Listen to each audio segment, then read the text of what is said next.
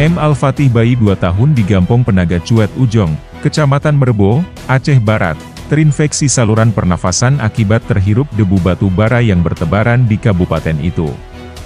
Hal itu disampaikan anggota DPRK Aceh Barat, M. Priyanyona Febi, usai meninjau langsung ke lapangan terkait pencemaran udara akibat debu batu bara, Rabu, 11 September 2024.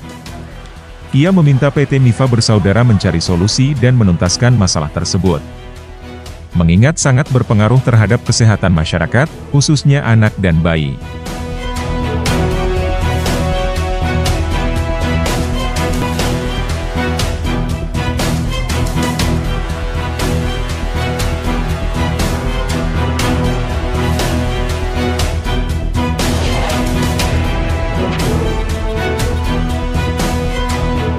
Ada satu orang bayi yang langsung ada hasil ronsen yang diberikan kepada kami oleh Kepala Dusun.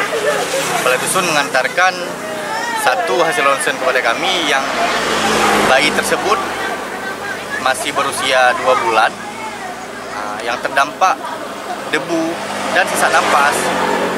Jadi kami berharap bagaimana perusahaan agar menanggapi hal ini seserius mungkin.